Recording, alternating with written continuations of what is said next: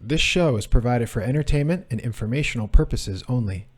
It should not be relied upon as legal, business, investment, or tax advice.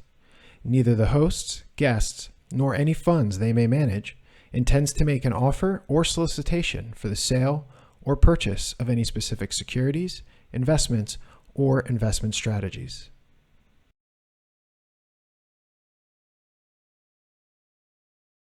Please, speak as you might to a young child or a golden retriever. It's an unfair game. They're schemers. Schemers trying to control their little worlds. The rich get richer, that's the law of the land. It's just money. Blasphemy! This is madness! I drink your milkshake. Everybody, welcome back to a special episode of Milkshakes Markets Madness. We normally record this show at the end of the week on a Thursday, release it on a Saturday. With all the events that have gone on, which I'll recap here in a moment, we decided it was important to hop on here midweek and give you a bit of an update. Now, if you're new to the show, Milkshakes kind of sounds unusual, but Brent, my co-host here, came up with the dollar milkshake theory, which explains a bit of how the financial system works, and ultimately that the longevity of the dollar, or the dollar acting as the reserve currency, is probably going to outlast most people's predictions. And that definitely gets a lot of conversation going. And so that's a big part of the theme here, is the financial system, hence the markets piece of the name. We talk about financial markets and the madness. Well, the madness, hey man, that's why we're here. And I can't help but think, Brent, I have the thought of the scene in the movie Airplane when the guy is like, I picked the wrong time to stop sniffing glue. So, hey man, it's a mad world. You take it from here. What do you have to say now that we've had a bit of a couple bank failures? The Treasury and the Fed has kind of come out with this bank term funding program response. What are your thoughts? Yeah, well, we touched on this, in our show last week. We recorded last week on a Friday, and, the Silicon Valley Bank had kind of gone down or was in the process of going down as we were talking. And a lot of the details have come out since then. And so, obviously we encourage everybody to go back and listen to last week's episode, because we're not going to be able to go through all that again here.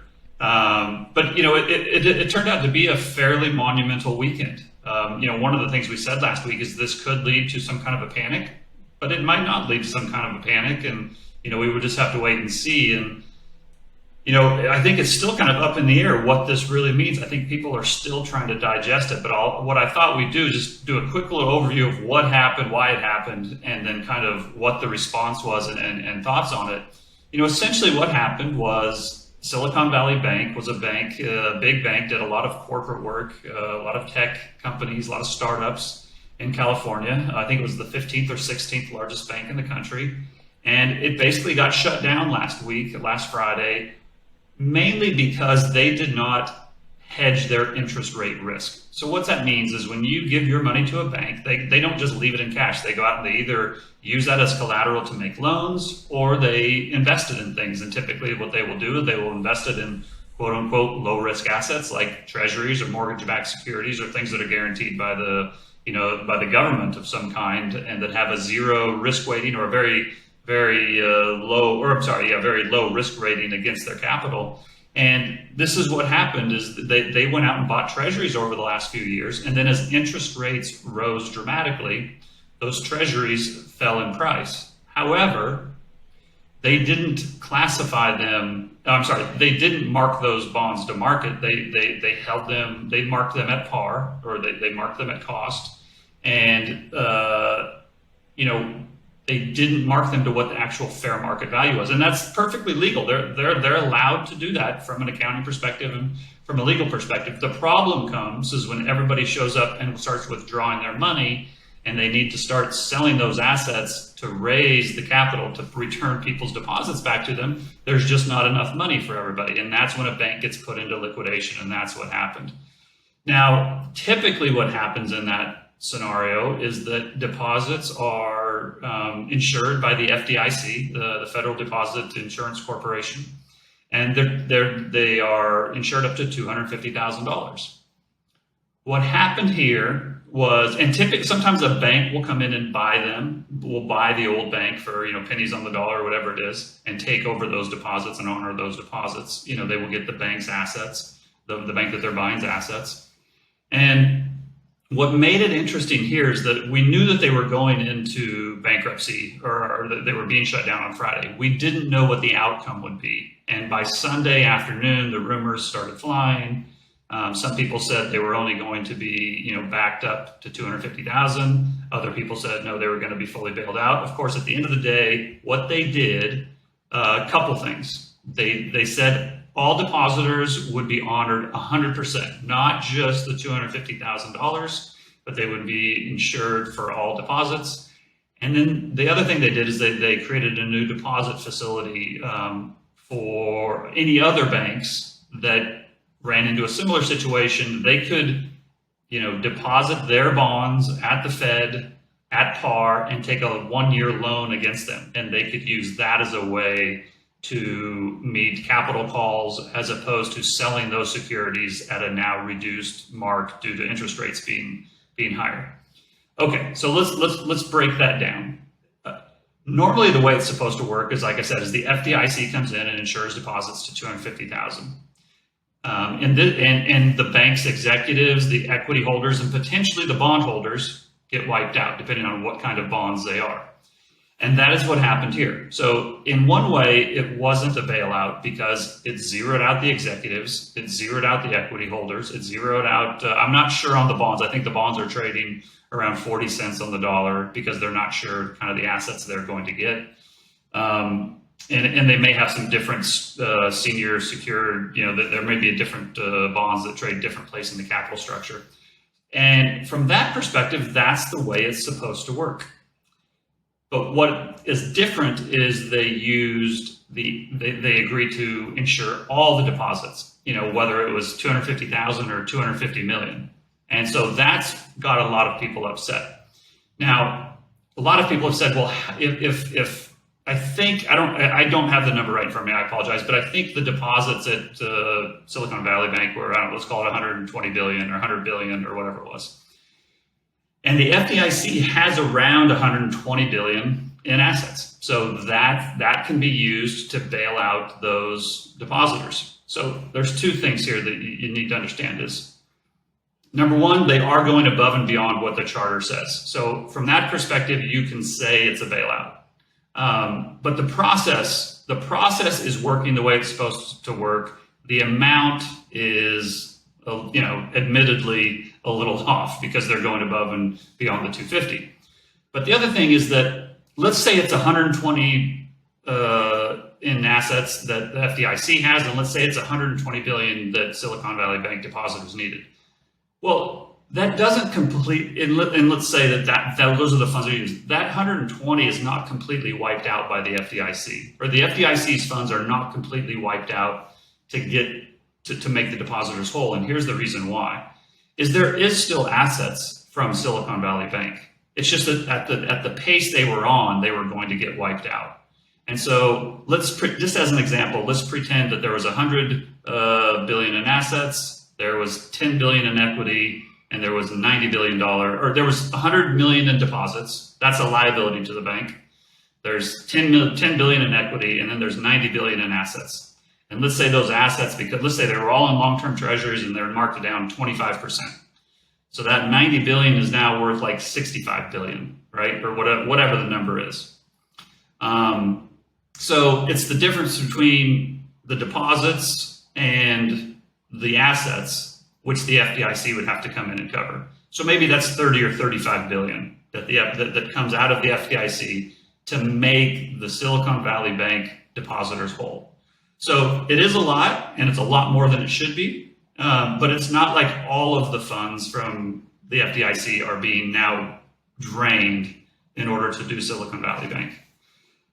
The other thing that they did that is above and beyond and is new is that they did this new term, I don't remember the name for it, term facility deposit or something. And the reason they're doing this, and part of the reason they made Silicon Valley Bank whole, again, you don't have to agree with this, but I'm just telling you why they did it. Part of the reason that they made them whole and they put this new term facility in place is the hope that this stems all further bank runs. And so that there is not a mad rush to the exits of other banks and their depositors pulling funds. And so, the bailing out of Silicon Valley Bank, one, they didn't want that to lead to contagion. And then the second, the part with the term facility for other banks is they don't want those banks to have a run on them. And now where I think it starts to get really interesting is if it were to become a bigger thing from here, if more banks start to fail, which I will argue that at some point they are going to start to fail. But if they were to start to fail and it were to require a bigger bailout, and let's say all of the FDIC's funds were eliminated through, let's say another 10 banks fail and it's 30 billion to each and now all of it's gone, right? And it would require some bigger bailout from the government. Well, we're up against the debt ceiling. So it would be, in order to do some kind of a bailout that would involve being paid for by Treasury issuance, you would have to get the debt ceiling lifted before that could happen. And so that brings the Congress in. So anyway, so that's kind of where it's at. The big deal about it is the moral hazard of it, right? They chose to go above and beyond what they were required to do. They bailed out a bank that was a bank to a number of corporations and a number of very wealthy, kind of high-end one percenters. And they're not probably going to be able to do this for every bank. And so then you get into the question of, well, why did the 1% get bailed out and not the mom and pop get bailed out? So anyway, it's become kind of this. Oh, and then apparently I heard today, and I don't know whether this is true or not. I heard that there was a buyer for Silicon Valley Bank. The Treasury signed off on it, and the Fed signed off of it, but the FDIC did not. And the FDIC follows under the Biden administration, and therefore that could be a problem. So again, I think there's a lot more to play out, but that's kind of went on.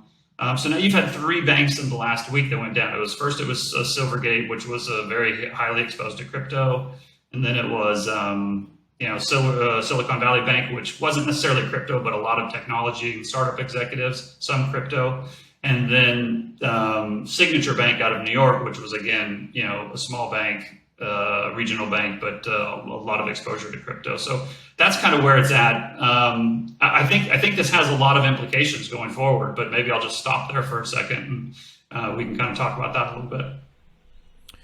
Yeah. So for this episode, I'm actually standing up partly so I can show off my Enjoy Cash Flow t-shirt, which I think is somewhat fitting for what's going on. But after that intro, I feel like I need to sit down and partly digest it, catch my breath, and try not to pass out. I mean, there is so much to unpack in each part of that kind of dialogue you just gave there, that monologue of what happened. Because, yeah, it's a recap of what has happened, and I know you're summarizing it quickly, but there's so much of this, like, what if that you kind of grazed over. A couple of things I'll point out and then hand it back to you. One, the name of the program, I find this unusually ironic. It's called the Bank Term Funding Program, but the acronym is BTFP. And for anyone who doesn't know, a very popular acronym in the banking and finance space was BTFD, buy the effing dip.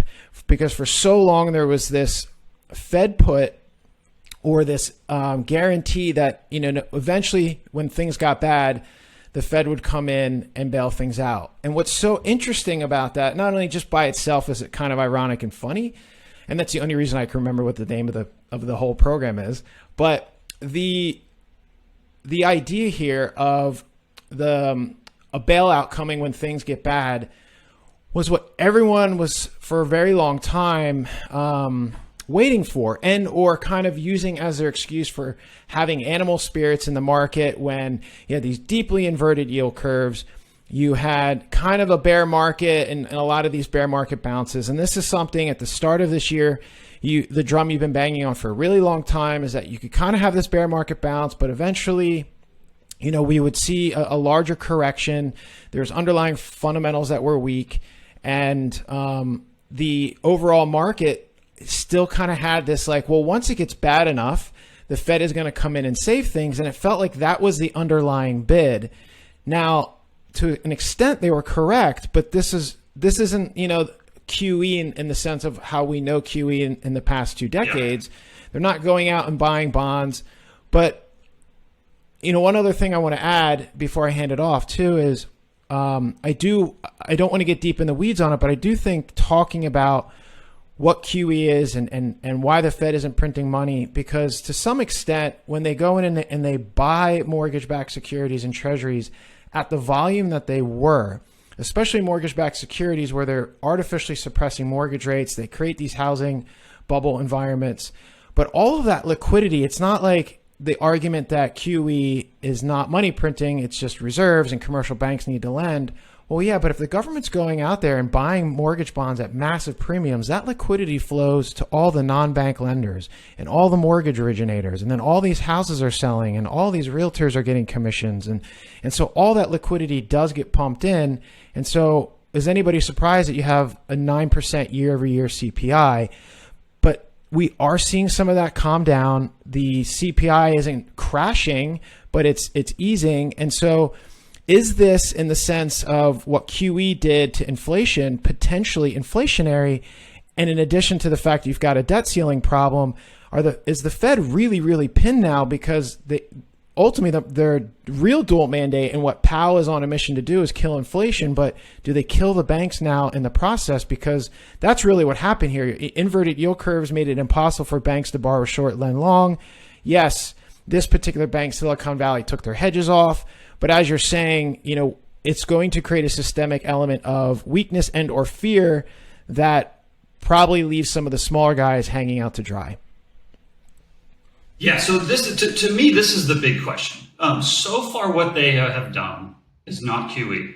They haven't issued any treasury bonds to pay for this. They haven't given the banks any reserves, in exchange for the bonds. What they have, it's potentially QE-like, if a lot of banks end up having to pledge their securities or their long-term securities to the Fed in order to get liquidity to meet mass redemptions, and then it becomes bigger, then it has the potential, to become to force a return to QE. To me, what's really interesting is so far, and again, this could change in 20 minutes, but so far the market has said, okay, the government did what they need to do. They seem to have stopped it. Banks sold off really hard yesterday morning. They've bounced since then. There doesn't seem to be panic in the market. The VIX was really high yesterday. It's come down a lot today. Maybe that is enough that it squelches the problem and it doesn't become some big return to QE. Now, there's a couple things I'm going to this branches off into so many different areas, like you just said. I'm going to try to keep this relatively simple. There's a couple things that are kind of hampering this. Number one is we had CPI come out this morning. CPI kind of met expectations. And based on what Powell said last week before this issue with the banks, I think today's CPI print would have been seen as very hawkish. And not only was 25 basis points on the table, but potentially even 50, because last week he said he was open to 50. Now the question is, can they still raise rates with what's going on in the banking system? And part of the answer is, well, maybe if the market is so far taking it okay, maybe they can. And then the opposite is, well, no, there's no way that they can. This is absolutely going to be a deflationary spiral as people run to pull their money. A bank run is deflationary. Just to be clear, a bank run is deflationary. The response to a bank run has the potential to be inflationary. But my point is that as of right now, we just don't know we're not for sure which way this is going to go. That's the first part of it. The other part of it is that, we've got a situation where the banks that are still around. Oh, let me back up for 1 second, because I know for a fact there's somebody out there saying right now, there is no way this is going to work.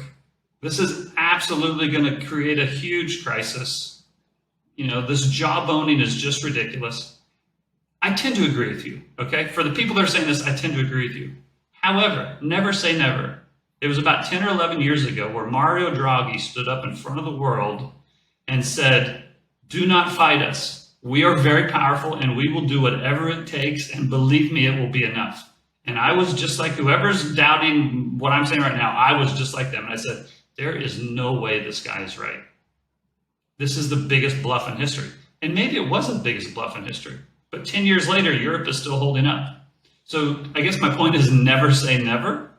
Okay, so now let's go back to what comes next. Is I think this has the potential to be a short-term solution, but I don't think it's going to solve the overall problem. And that is that part of the reason that Silicon Valley Bank got in trouble was this whole mark-to-market on their long-term securities. Now, I found out something yesterday that I didn't previously know, and I thank Mike Green for this. He pointed out to me that banks have a choice. They can mark their bonds to market, and they can hedge them, the interest rate risk, or they can classify them as long-term maturity or long-term securities and mark them to not mark them to market, mark them to maturity. If you mark them to maturity, then from an accounting perspective, you can't, if you mark them to maturity and basically hold them at par and then also hedge, you cannot capitalize those hedges on your balance sheet as assets. Those have to flow through as an expense to the income statement. And so if banks now start spending a bunch of money to hedge their interest rate expense because they don't want to become Silicon Valley, and this becomes deflationary and interest rates fall a lot. Okay, this is where I need to back up. Interest rates had one of their biggest moves yesterday in history. In the last 3 days, the 10-year has fallen 10%. So these are huge moves in the interest rate world. So now if banks now don't want to become the next Silicon Valley Bank, so they go out and they start hedging their long-term securities, and then interest rates continue to collapse rather than go back up, they're going to have an added expense on their income statement. And when they do an earnings call, their earnings are going to be shown to potentially be falling because of these costs. That's not a good thing if you're trying to stop a bank run. So there's so many ways that this can go. And the other thing is that a lot of the banks that are exposed to this are small regional banks, small and medium-sized regional banks. These banks have been disappearing at a very steady trend for the last 30 years, and it's picked up in the last couple of years, mainly because they're getting squeezed. When I say squeezed, their profit margins are getting squeezed. So to your point, John, when you have an inverted yield curve and you can't, lend long and pay short, how do you make money? So their profit margins are already down. But now, with the added regulations that go with all different kinds, the Dodd-Frank Act, the Patriot Act, money laundering compliance, and all of these different federal regulations, the reason these small banks have been disappearing is the costs associated with those compliance initiatives are much higher for a smaller bank as a percent of overall revenue or assets than it is for a big bank like Wells Fargo or JP Morgan. So they've been getting squeezed out of existence, and then those assets flow to the big banks, and you end up with a smaller number of really big banks and a dwindling number of small local community banks. These hedging costs, if banks now look at this run and they say, holy shit, we need to go start hedging our interest rate exposure because we have these long-term bonds as well, it just adds to their expenses and it squeezes them even more. And even if this bank run has been squelched by the recent actions, I think that we're going to continue to see bank consolidation. I think you're going to see a lot of these small and medium-sized banks go out of business. And we're going to march towards a handful of mega banks, and maybe we end up with just one bank eventually, and that's when they roll out the central bank digital currency. I don't know. This is where you start to get into the conspiracy theory stuff, but the point is that's where it's headed. Does it end up there? I don't know. No, neither does anybody else. But that's kind of the trend that we're on. All right, so we mutually disagree with the Fed. Let's just put it very subtly like that. We're not a fan. And so for those who vehemently hate the Fed, central banking, policymakers, all of that, and they have some sort of decentralized utopian in their mind, we're not quite on that fringe of things, but I do like the idea of dancing on some of the conspiracy here for a minute. Because even if it's not conspiracy, some of these things that, conspiracy is almost just like Mark Zuckerberg's a lizard, right? Like, we're not going that far extreme here. I think bankers at that level tend to be sociopathic. I think they tend to be narcissistic. They live in a world full of hubris. And I think to a certain extent, there is no, as the joke used to be, I want more, and more was spelled, MOAR. And, when you're a billionaire, what's a couple more billion? Like, when is enough and enough? And there isn't. It's about power, control. Now I'm getting a visual of Seinfeld, and they're playing Risk, and Ukraine is not weak, right? So it's one of those types of situations where they're playing a game just to win. And when I think about, the point you made, so the company I run is a non-depository bank. We are a correspondent mortgage bank, and I know all about that regulatory pain, from AML, anti-money laundering, to all the type of disclosure and filing we need to do with Dodd-Frank, the complete nonsense audits that I go through every year that ultimately I believe are there just to squeeze out the little guy. And the ones that create the regulation are the big banks. Absolutely. No question. And so that it's, to me, that conspiracy or not, that's intentional to squeeze out the little guy. And like you're saying, since the 80s, I'll try to put up the chart you shared. We've seen this slow decline and decay of the regional bank, and more of this, like, getting into the too big to fail. But if you're a regional bank and you're watching this situation unfold and you don't have the proper hedges, or you're unhedged at all, well, you kind of been gifted, I think, a life raft, because putting hedges on now, it's closing the barn door after the horses are out. Like, I think at this point, you're rolling the dice of there not being a bank run, because confidence has been restored by this reaction or this response, the BTFP. Because all the other factors involved, like, why draw more attention by putting on insurance that's going to cost you money and then make you look weak? Like, the bleeding's temporarily stopped.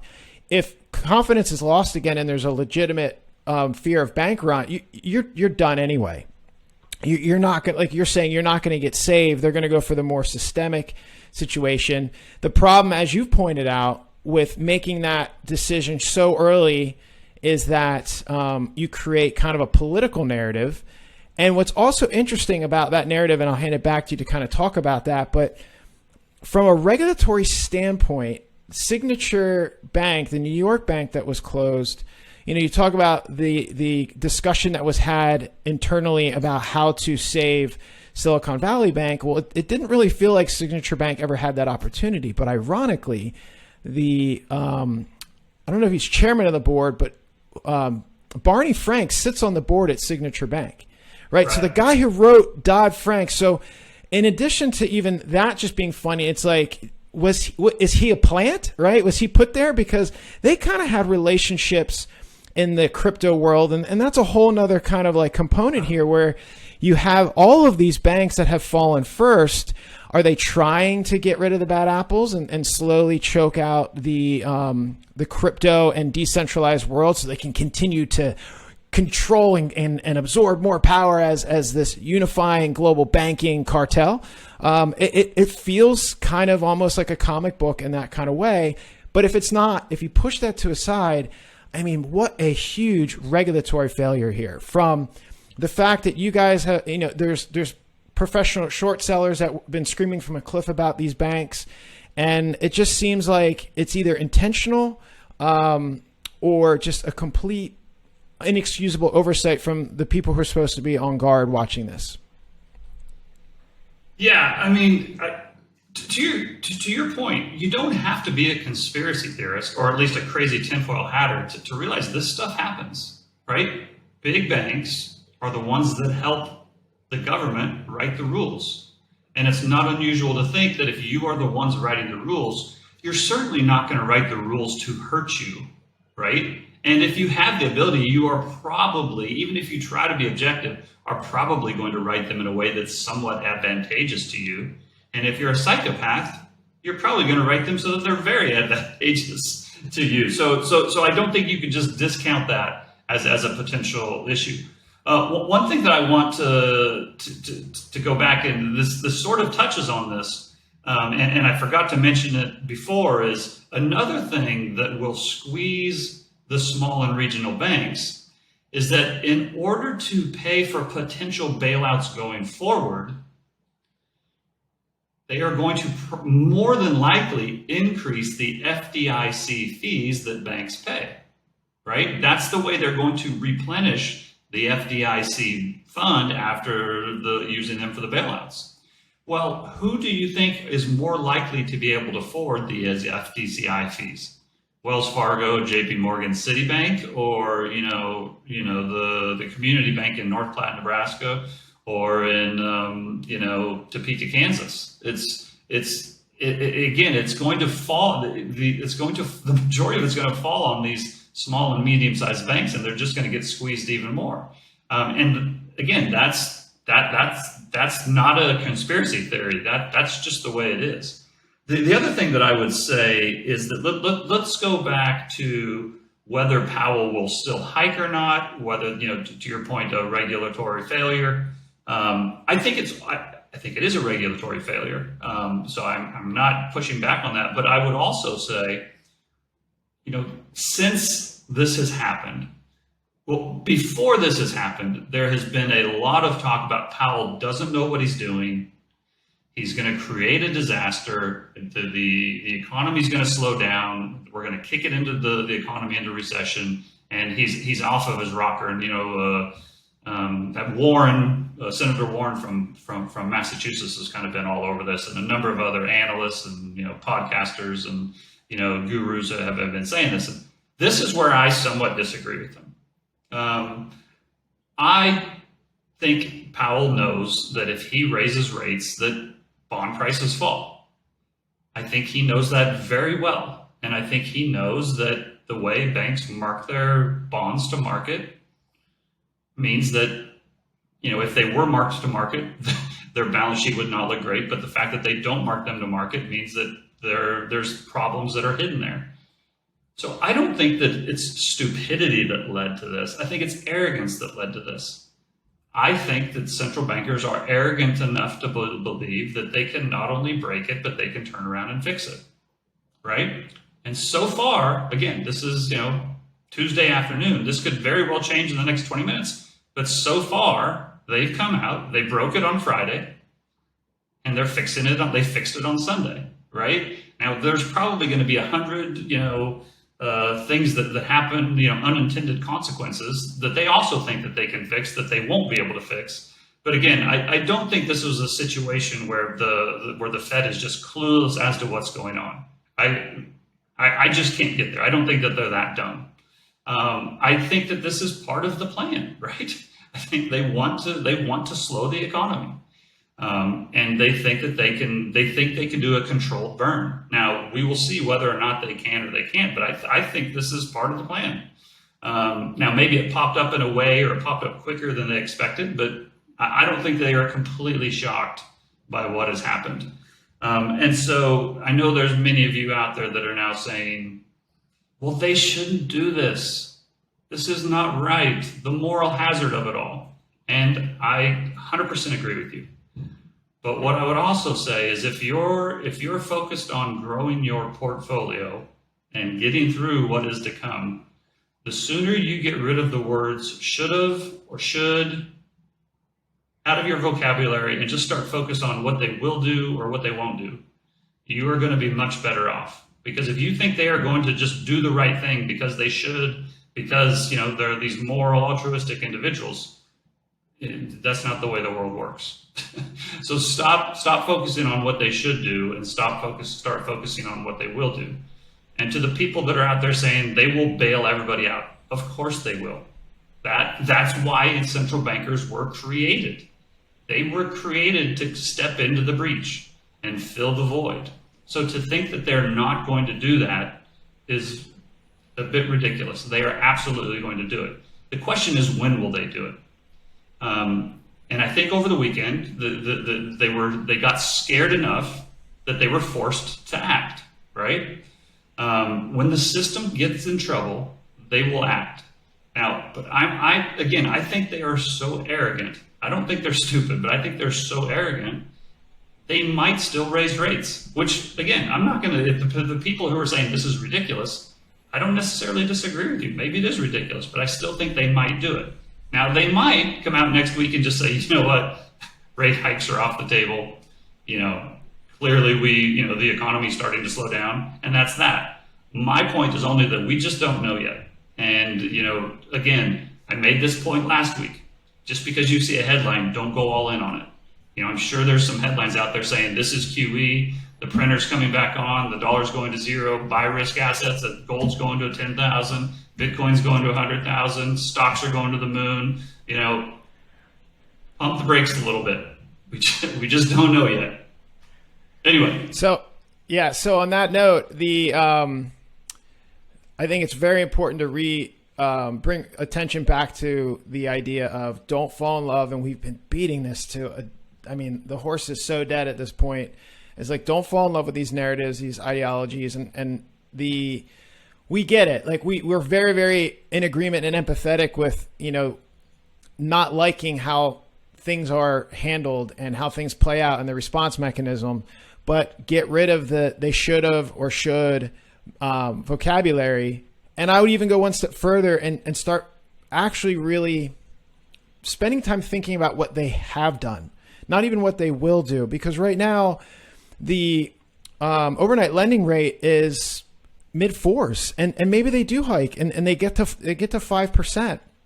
So a little bit of liquidity issue in the banking sector that's solved because they're allowing banks to pledge these assets at par. Maybe that's a big fat Band-Aid that solves this. And here we are, the central bank having all this room to cut when there really is something that's systemic. And maybe this is it. We don't know. But take note of what has happened, because for 2 years now, people are saying they could never do X, Y, and Z, and they've already done it. So stop saying they're not going to do A, B, and C, because clearly your track record for predicting what central bankers can and cannot do is bad. So look at what they have done and start trying to kind of figure out what they can potentially achieve, or how other people in the market are thinking about what they've done and where their position is. Now, the point you made too about these FDIC fees, and we kind of talked about this slightly off air. I think there's a lot of political undertones here that can get very interesting, because these smaller regional banks are, let's just say, tend to be more in red states. And what any business is going to do when the cost of operating that business increases, you're going to pass it on to consumers. So inflation is already taking a big bite out of the pocketbook of this, we'll call it middle class. And now you're going to have the threat of bank runs as well as higher banking costs. And that puts more of this power into these larger regional banks, multinational banks that tend to be more coastal blue state. And the demographic in those states are probably more capable of handling that. So what's going to get really interesting here is as this thing continues on, and even if it's a bit of a Band-Aid, this is already being politicized and used as a left versus right argument. So it's going to be a wild thing to watch, because although the Fed tries to pretend that they're neutral, they're 100% not. So not only are you dealing with debt ceiling stuff, which makes the Fed's job harder, you're also dealing with the politicalization of the monetary decisions that they're making. And so I think this gets really, really dicey for everyone involved. Even if you take the situation directly as it is, trying to fix this problem is not easy. But when you take all these other variables that are ultimately tying up their hands and or making it difficult for them to make the pragmatic choice because they're playing favorites, I think there's a lot of, like you said, unintended consequences and other things pushing and pulling on this that people aren't considering, because they just want to see the end of the dollar, the end of the hegemony, the end of the Fed, and their gold and Bitcoin portfolio go to the moon. And there's probably a lot of other factors involved here. Yeah, absolutely. And I think maybe a good way to wrap this up, because I know we've probably already gone a long time and we try not to make these too long. But I know there's also people out there saying, okay, well, Brent, we had this bank run and the dollar's down over the last couple of days. And, the problem is here in the U.S., it's not overseas. Well, two things I would say. The dollar itself was down over the last couple of days, and that is because yields were down. The spot dollar trades basically based on, a lot of times it's based on yields. If the expectation is that yields are going to fall because the Fed is going to have to reverse course or stop rate hikes, then the very near-term dollar, the DXY contract, falls in value because the immediate return you get for holding that security is now falling. However, future dollars in the form of bonds, 2-year bonds, 10-year bonds, 30-year bonds, had a huge move higher yesterday. One of the biggest moves in history. And if you look at the future dollars outside the United States, the price of dollars outside the euro dollar futures had its biggest move ever, I think, yesterday. So the idea that there is a bank run in the United States and that somehow means the rest of the world is immune to this problem, I beg you to dissolve yourself of that notion.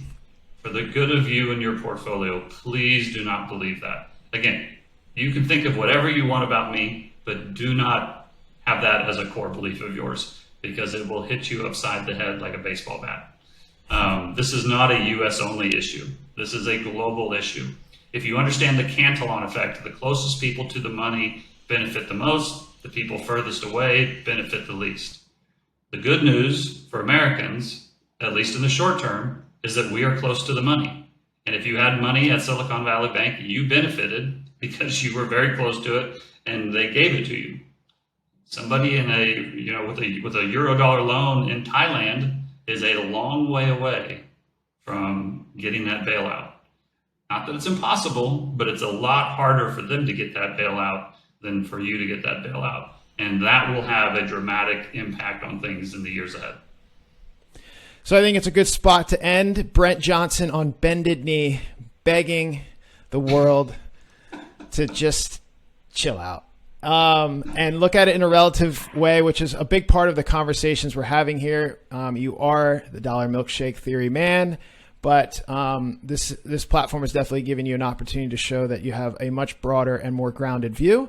And I think you did a good job there at the end, making that clear. So look, everybody, be safe. I don't think this is the end of the world, but perhaps the end of the world is just beginning.